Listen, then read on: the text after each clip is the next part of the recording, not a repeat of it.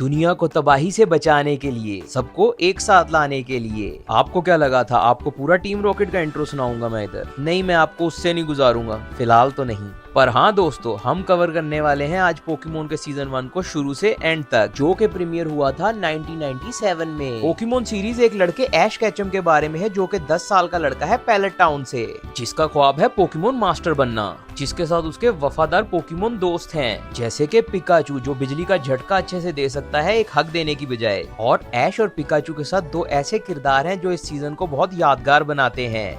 पहली है जोशीली लाल बालों वाली मिस्टी, जिसको वाटर टाइप पोकेमोन बहुत अच्छे लगते हैं, और वो 4 बहनों में से एक बहन है सुरिलियन सिटी जिम की। अगला है ब्रॉक, एक जिम लीडर एंड औरतों के दिलों का बादशाह, या फिर उसको तो यही लगता है। और यही वो जीनियस है जो मजेदार पोकेमोन फूड बनाता है। और बेशक हम टीम रॉकेट के ट्रियो को कैसे भूल सकते हैं, जैसी, जेम्स और मियाउथ, जो ज्यादा टाइम अपना धमाके से उड़ने में लगाते हैं बनिस्बत इसके कि पिकाचू को पकड़ लें। पर रुक जाओ, उनका ना झुकने वाला जज्बा पिकाचू को किडनैप करने का, जिसमें वो हर बार दर्दनाक तरीके से नाकाम होते हैं, शो को 3 गुना अच्छा बना देता है। चलिए देर न करते हुए शुरू करते हैं एपिसोड 1 से। Season 1 I choose you. Episode शुरू होता है, हमारा हीरो ऐश कैचम एक जबरदस्त सा बैटल देख रहा है अपने कमरे में। अपना लड़का इतना ज्यादा एक्साइटेड है कि उसकी माँ को जबरदस्ती उसे सुलाना पड़ता है, क्योंकि सुबह उसे उसका पहला पोकेमोन मिलने वाला है, जिनके बारे में वो सोचता है कि किसे चुने, water type Squirtle, fire type Charmander या फिर ग्रास टाइप बाल्बासोर। पर वो ज्यादा सो जाता है और उठते ही पजामाज में भागता है प्रोफेसर ओक की लैब की तरफ, जहाँ पहुंचकर उसे पता चलता है कि तीनों स्टार्टर्स किसी और ने ले लिए हैं, जिसमें से एक उसके राइवल गैरी ओक ने भी लिया है। और अब बस एक ही पोकेमोन बचा है, पिकाचू। पर हमारे छोटे पिकाचू को कोई एक्साइटमेंट नहीं है, और वो निकलते ही ऐश को झटका मार देता है। बनिस्बत उसके ऐश पिकाचू के साथ अपनी जर्नी शुरू कर देता है पैलेट टाउन से, जिसके शुरू में ही पिकाचू ऐश की बातें मानने से मना कर देता है और ना ही अपने पोकीबॉल के अंदर जाता है, जहां उसे एक पीजी दिखता है, जिसको पकड़ने की कोशिश में वो एक स्पिरो को नाराज कर देता है, जिसके बाद सब स्पिरोज मिलकर उन पर हमला कर देते हैं, जिनसे अपनी जान बचाने के लिए वो झरने में कूद जाते हैं, जहाँ उनकी मुलाकात होती है मिस्टी से, जो कि सुरिलियन, वैसे अभी तो खैर वो एक रैंडम लड़की होती है, तो इसके बारे में हम बाद में बात करेंगे। और ऐश उसकी साइकिल लेके चला जाता है वापस करने के वादे से, पिकाचू को लेके करीब के हॉस्पिटल की तरफ हील करने के लिए, क्योंकि वो जख्मी हैं, जहां पर स्पिरोज उनके ऊपर फिर से अटैक कर देते हैं, और ऐश ढाल बन जाता है पिकाचू की, पर पिकाचू ऐश को बचाने के लिए स्पिरोज पे अटैक कर देता है, जिसके फौरन बाद ऐश को एक लेजेंडरी पोकेमोन हो दिखता है आसमान में उड़ता हुआ। हाँ, इनकी दोस्ती की शुरुआत कुछ इतनी खास नहीं थी, पर इनकी जर्नी की शुरुआत बहुत खास है। फिर आता है एपिसोड 2 पोकेमोन इमरजेंसी, जहाँ ऐश आता है विरिडियन सिटी में, जहाँ ऑफिसर जेनी उन्हें पकड़ लेती है। उन्हें लगता है कि ये एक पोकेमोन चोर है। फिर उन्हें जल्दी एहसास हो जाता है कि ऐश एक आम बच्चा है, जिसके बाद वो उसे पोकेमोन सेंटर तक राइड देती हैं, जिसके बाद असली गुनहगार जेसी, जेम्स और मियाउथ पोकेमोन सेंटर से रेयर पोकेमोन चोरी करने की कोशिश में होते हैं, जहाँ तो पहले नर्स जो गुस्सा करती है ऑफिसर जेनी के ऊपर दरवाजे में बाइक मारने के लिए। फिर टूटे दिल से ऐश अपनी मॉम को कॉल करता है, जहाँ वो उसको हौसला देती है कि तुम कुछ भी कर सकते हो। फिर मिस्टी आगे अपनी बाइक के लिए पैसे मांगती है, जिसको पिकाचू ने तोड़ दिया है अपने झटके से, और जब वो पिकाचू की हालत देखती है उसका दिल पिघल जाता है एक आइसक्रीम की तरह। जिसके बाद ऑफिसर जेनी बोलती है कि एक अजीब सा गुब्बारा शहर के ऊपर उड़ रहा है, जो कि टीम रॉकेट का है। जिसके बाद ऐश, मिस्टी और नर्स जो कोशिश करते हैं पोकेमोन्स को बाहर निकालने की, पर टीम रॉकेट उन्हें रोक लेती है। फिर मिस्टीक आगे बढ़ती है और चुनती है अपने गोल्डीन को, लेकिन वो बेचारी मछली बगैर पानी के कुछ नहीं कर पाती। जिसके बाद फाइनली बाकी पिकाचूज की मदद से ऐश का पिकाचू सुपर चार्ज थंडरबोल्ट मारता है और टीम रॉकेट को पोकेमोन सेंटर से बाहर फेंक देता है। कामयाबी से सारे पोकेमोन्स को बचाने के बाद हमारे हीरोज बढ़ते हैं विरिडियन जंगल की तरफ, जहां एक छोटी सी कैटरपी को देख के मिस्टी घबरा जाती है और चीखने लग जाती है, क्योंकि उसे बग टाइप पोकेमोन अच्छे नहीं लगते हैं। दूसरी तरफ हमारा लड़का ऐश कैचम, उसको सिर्फ 2 ही चीजें पता है, या तो पोकेमोन को पकड़ते हैं या उनसे बैटल करते हैं। फिर वो अपना पोकेबॉल फेंकता है कैटरपी पर और वहीं एपिसोड खत्म हो जाता है। फिर तीसरा एपिसोड वहीं से शुरू होता है जहाँ पिछला एपिसोड खत्म हुआ था, जहाँ ऐश अपना पोकेबॉल फेंकता है कैटरपी की तरफ और अपना पहला पोकेमोन पकड़ लेता है। फिर ऐश अपना पहला पोकेमोन मिस्टी को दिखाता है, पर वो भाग के छुप जाती है। बेचारा कैटरपी, वो तो बस दोस्त बनाना चाह रहा था। रात को सबके सोने के बाद पिकाचू को कैटरपी बताता है अपने ख्वाब के बारे में कि वो बटरफ्री बनना चाहता है। अगले दिन ऐश का सामना होता है पिजियोटो से, जिसको लड़ने के लिए ऐश कैटरपी को चुनता है, जिसे वो बहुत आसानी से हरा देता है। हमारे फ्यूचर पोकेमोन मास्टर को भी टाइप्स का अंदाजा नहीं था। जिसके बाद पिकाचू मुकाबले में दाखिल होता है और पिकाचू के थंडरबोल्ट के बाद ही ऐश अपना दूसरा पोकेमोन पकड़ लेता है। फिर वो मिस्टी के सामने अपना थोड़ा सा रोप दिखा रहा होता है और वहीं पे टीम रॉकेट अटैक करके उसका वो मौका छीन लेते हैं। लेकिन ऐश का पिजियोटो भी मुकाबले के लिए तैयार होता है और अच्छे लंबे मुकाबले के बाद पिजियोटो भी बेचारा थक जाता है। जिसके बाद ऐश का कैटरपी मुकाबले में दाखिल होता है और टीम रॉकेट के पोकेमोन्स के छक्के छुड़ा देता है। जिसके बाद कैटरपी इवॉल्व हो जाता है मेटापोड में अपनी स्पेशल एवोल्यूशन एनिमेशन के साथ। पिकाचू को भी कैटरपी का ख्वाब याद आ जाता है बटरफ्री वाला। जिसके फौरन बाद वहाँ से एक बीडल उड़ता हुआ जाता है और ऐश एक्साइटेड होकर उसके पीछे भागता है अपना अगला पोकेमोन पकड़ने के लिए। जिसके बाद आता है हमारा चौथा एपिसोड, जहाँ बीडल को पकड़ते हुए ऐश को नजर आ जाता है एक बीडल, जिसको पकड़ने के लिए ऐश अपने पिजियोटो को यूज करता है। और जैसे ही ऐश उसको पकड़ने लगता है, एक लड़का जो कि सामुराई के कॉस्ट्यूम में होता है ऐश को बैटल के लिए चैलेंज करता है, जहाँ दोनों ट्रेनर्स के मेटापोड एक दूसरे को घूरने का मुकाबला करते हैं। फिर गुस्से वाले बीडल मेटापोड को पकड़ के निकल जाते हैं और इन्हें भी जंगल में अंदर तक खदेड़ देते हैं, जहाँ उन्हें रात एक झोपड़ी में गुजारनी पड़ती है। और अगले दिन ऐश कोशिश करता है अपने मेटापोड को वापस हासिल करने की, पर मसला वहाँ खराब होता है जहाँ टीम रॉकेट की एंट्री से पूरा बीडल का छत्ता जाग जाता है, जिनको ऐश डॉज करके किसी तरीके से अपने मेटापोड तक पहुंच ही जाता है। जहाँ बीडल के अटैक से मेटापोड ऐश को बचाते हुए ही थोड़ी देर में इवॉल्व होकर खूबसूरत सा बटरफ्री बन जाता है, जहाँ वो अपने स्लीप पाउडर से सबको हरा देता है। जिसके बाद ऐश अपनी जर्नी में आगे बढ़ जाता है। फिर आ जाता है 5वां एपिसोड, जो स्टार्ट होता है टीम रॉकेट के खड्डा खोदने से ऐश के लिए। पर वो कहावत है ना कि जो किसी के लिए खड्डा खोदता है एक दिन उसमें खुद ही गिर जाता है, इसी तरह तीनों अपने ही खोदे हुए खड्डे में गिर जाते हैं। जिसके बाद हमारा हीरो प्यूटर सिटी पहुंच जाता है, जहां उन्हें एक बूढ़ा आदमी फ्लिंट पोकेमोन सेंटर का रास्ता बताता है और हमारा हीरो ऐश जज्बे से भरा हुआ सीधा ही पहुंच जाता है प्यूटर सिटी जिम में जिम बैटल करने ब्रॉक के साथ, जो कि प्यूटर सिटी का जिम लीडर है। जहां ब्रॉक ऐश को सारे ऑफिशियल रूल्स एंड रेगुलेशन बताता है जिम बैटल्स के बारे में। जिसके बाद पिकाचू के ढेरों एफर्ट्स के बावजूद भी ब्रॉक का ऑनिक्स उसकी चटनी बना देता है और ऐश मैच में हार मान के निकल जाता है। और फिर वो टकराता है फिर से दोबारा फ्लिंट से, जो ऐश के पिकाचू को इलेक्ट्रिक प्लांट पे जाके एक्स्ट्रा चार्ज कर देता है।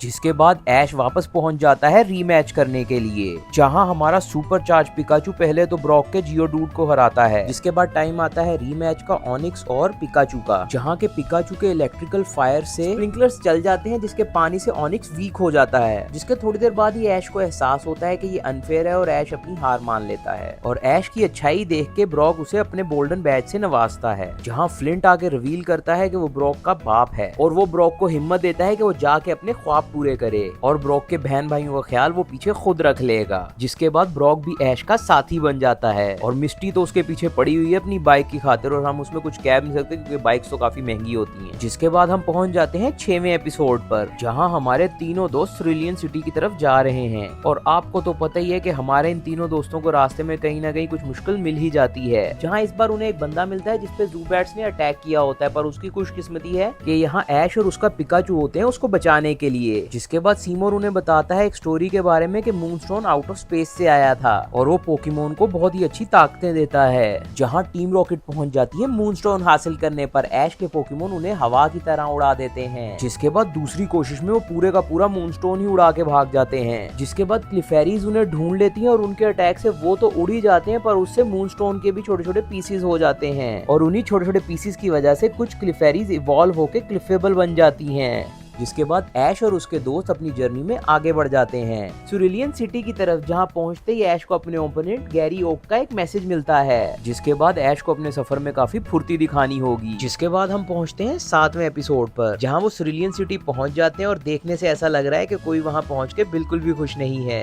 कौन है वो है मिस्टी, जो कोशिश कर रही है कि ऐश और ब्रॉक उसका होम टाउन छोड़ के कहीं और चले जाएं, जिससे उन्हें बिल्कुल भी फर्क नहीं पड़ता और वो अपना सफर जारी रखते हैं। और अगले दिन जब वो जिम जा रहे होते हैं तो ऐश को रियलाइज होता है कि मिस्टी उनके साथ नहीं है। जिम पहुंच के ऐश को पता चलता है कि वहाँ की तीनों gym leaders water ballet show कर रही हैं। उसके बाद ऐश उन तीनों को मैच के लिए बोलता है तो वो मना कर देती हैं और बोलती हैं कि हमारे पोकेमोन पहले ही थक चुके हुए हैं एक और पैलेट टाउन के ट्रेनर के साथ मैच करने के बाद, तो तुम ऐसे ही बैज रख लो। जिसके बाद मिस्टी एंटर करती है और रिवील करती है कि वो चौथी बहन है इन जिम लीडर्स की। जिसके बाद मिस्टी एज अ जिम लीडर ऐश को चैलेंज करती है बैटल के लिए और मैच भी बहुत उम्दा तरीके से चल रहा होता है और ऐश जीतने ही वाला होता है कि टीम रॉकेट वहाँ अटैक कर देती है, जहाँ पिकाचू आगे बढ़ के सबको बचा लेता है और एंड में मिस्टी की बड़ी बहन कैस्केड बैच ऐश को दे देती है और मिस्टी को काफी गुस्सा आता है क्योंकि उसे लगता है कि वो जीतने ही वाली थी। जिसके बाद हम पहुंच जाते हैं 8वें एपिसोड पर, जहां हमारा हीरो और उसके दोस्त फेमिलियर सिटी की जानिब बढ़ रहे होते हैं और ऐश बहुत ही ज्यादा एक्साइटेड होता है अपना तीसरा बैच जीतने के लिए। और रास्ते में उन्हें एक और ट्रेनर मिलता है जो उन्हें एक अनऑफिशियल जिम के बारे में बताता है जिसे कोई एजे नाम का बंदा चला रहा है, जो कंटिन्यूसली 98 मैचेस जीत चुका हुआ है बिना कोई भी मैच हारे। और ऐसे ही किसी चैलेंज के लिए तो ऐश एक्साइटेड था और वहां पहुंचते ही ऐश एजे से बहुत ही बुरे तरीके से हार जाता है, जिसके फौरन बाद टीम रॉकेट आगे सेंट्रू को किडनैप कर लेती है, जिससे एजे काफी परेशान हो जाता है और ऐश के साथ मिलके हर जगह उसे ढूंढने लगता है। पर थोड़ी देर बाद ही सेंट्रू खुद ही आजाद होके आ जाता है। फिर एजे का मैच होता है टीम रॉकेट के साथ और उनको हराने के बाद एजे अपनी 100वीं गेम भी जीत जाता है और डिसाइड करता है कि अब वो भी ऐश की तरह जिम बैजेस जीतेगा और लीग में पार्टिसिपेट करेगा। फिर हम पहुंच जाते हैं 10वें एपिसोड पे, जहां हमारा हीरो और उसके दोस्त जंगल में भटके हुए हैं और वहां एक जंगली ऑडिश होता है जिसको मिस्ट्री पकड़ने की कोशिश करती है। उसके बाद हमें पता चलता है कि उस ग्रास पोकेमोन का एक बॉडीगार्ड भी है जिसका नाम है बाल्बासोर, जिसको देख के ऐश बहुत ज्यादा एक्साइटेड हो जाता है कि कितना अच्छा लगेगा जब बाल्बासोर उसकी टीम में होगा और वो अपने बटरफ्री को चुनता है उससे लड़ने के लिए, पर बाल्बासोर उसको हरा के भाग जाता है। जिसके बाद उन्हें मेलेनी मिलती है जो उन्हें बताती है कि बाल्बासोर इधर के वीकर पोकेमोन को प्रोटेक्ट करता है। तभी टीम रॉकेट वहाँ अटैक कर देती है पोकेमोन्स को पकड़ने के लिए और उनको लड़ने के लिए बाल्बासोर आ जाता है, जिसकी मदद ऐश का पिजियोटो करता है और मेलेनी इनके टीम वर्क से इतनी इम्प्रेस होती है कि वो बोलती है कि बाल्बासोर को भी अपने साथ अपनी जर्नी पे ले जाओ। पर बाल्बासोर की एक शर्त है कि उससे पहले ऐश को बाल्बासोर को हराना होगा, तभी वो ऐश के साथ सफर करेगा और ऐश का पिकाचू उसे हरा देता है। जिसके बाद ऐश बाल्बासोर को पकड़ लेता है और इसी के साथ ऐश का तीसरा पोकेमोन बनता है बाल्बासोर। फिर बाल्बासोर मेलेनी को बाय बोलकर अपने दोस्तों के साथ अपने सफर में आगे बढ़ जाता है। और अब हम पहुंच जाते हैं 11वें एपिसोड पर, जहां ऐश, मिस्टी और ब्रॉक फिर से जंगल में गुम गए हैं वर्मिलियन सिटी के रास्ते में, जहां उन्हें एक लिजर्ड पोकेमोन चारमेंडर एक पत्थर के ऊपर मिलता है और हमारा यंग ट्रेनर ऐश कोशिश करता है उसको पकड़ने की, पर चारमेंडर बिल्कुल भी इंटरेस्टेड नहीं होता है। जिसके बाद पिकाचू के जरिए हमें पता चलता है कि चारमेंडर यहाँ अपने ट्रेनर का वेट कर रहा है। जिसके बाद घने बादल आ जाते हैं और ऐश और उसके दोस्त भाग के पोकेमोन सेंटर में पनाह लेते हैं, जहाँ एक ट्रेनर डेमियन अपने दोस्तों को बता रहा होता है कि कैसे उसने चारमेंडर को जंगल में छोड़ दिया हुआ है। जिसके बाद ब्रॉक को बहुत ही ज्यादा गुस्सा आ जाता है और वो लोग भागते हैं चारमेंडर को बचाने के लिए, क्योंकि बारिश की वजह से अगर चारमेंडर की दुम की आग बुझ गई तो वो मर भी सकता है।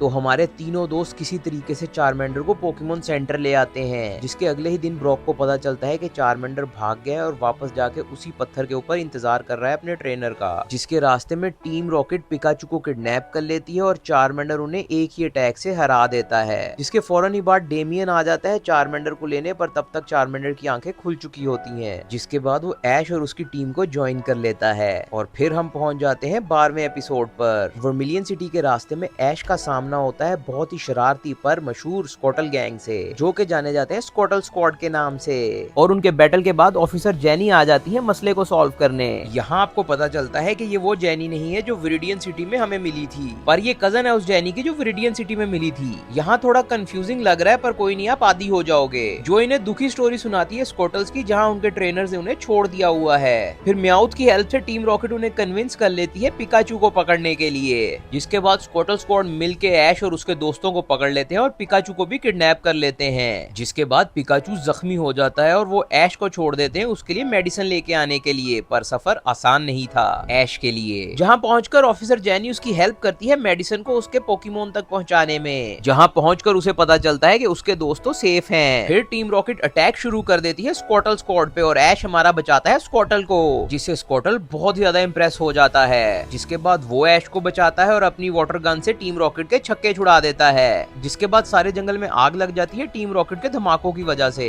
जिसके बाद स्कॉटल स्क्वाड मिलकर सारे जंगल की आग बुझाते हैं और बन जाते हैं सिटी के फायर ब्रिगेड स्क्वाड। जिसके बाद ऐश अपना सफर जारी रखता है और उसके पीछे आ जाता है स्कॉटल स्क्वाड का बॉस। जिसके बाद ऐश पकड़ लेता है अपना पहला वाटर पोकेमोन। फिर हम पहुंच जाते हैं अपने 14वें एपिसोड पर, जहां हमारे तीनों दोस्त चलते चलते बहुत ज्यादा चलते चलते 2 हफ्ते लगातार चलते वर्मिलियन सिटी पहुंच ही जाते हैं। और हमारा ऐश तो ऐश है जो जज्बे से भरा हुआ सीधा भागता है जिम की तरफ, पर ब्रॉक उसे रोक लेता है कि भाई अभी हालत खराब हुई पड़ी, पहले जाके कुछ खा पी लेते हैं पोकेमोन सेंटर से। जहां उन्हें पता चलता है कि नर्स जो है बहुत सारे जख्मी पोकेमोन्स का इलाज कर रही है, जिनको वहां पहुंचाने में जिम लीडर लिeutenant स्टर्च का हाथ है। और इतने सारे पोकेमोन्स को जख्मी देख के ऐश भी थोड़ा सा घबरा जाता है और पिकाचू भी जिम बैटल के लिए तैयार नहीं होता है, पर ऐश जबरदस्ती उसे लेके जिम पहुंच ही जाता है। जहां लिeutenant स्टर्च उसका बहुत ज्यादा मजाक उड़ाते हैं कि उन्होंने अभी तक पिकाचू को इवॉल्व करके राइचू क्यों नहीं बनाया। डरा हुआ होने के बावजूद ऐश और उसका पिकाचू मुकाबले में उतर जाते हैं, पर होता वही है जिसका हमें डर होता है, मतलब कि राइचू पिकाचू की हालत खराब कर देता है और वो भी उसी पोकेमोन सेंटर में आ जाता है इलाज करवाने। जहां नर्स जो है ऐश को थंडरस्टोन देती है जिससे पिकाचू इवॉल्व होकर राइचू बन सकता है, जिससे पिकाचू को बहुत गुस्सा आता है क्योंकि वो पिकाचू रह के ही राइचू को हराना चाहता है, जिसमें टीम रॉकेट भी पिकाचू की मदद करती है। जिसके बाद वो राउंड 2 के लिए फिर से जिम आ जाते हैं, जहां शुरू में तो पिकाचू को मुश्किल आती है पर वो जल्दी ही राइचू को हरा देता है, जिससे ऐश अपना तीसरा यानी कि थंडर बैच जीत जाता है।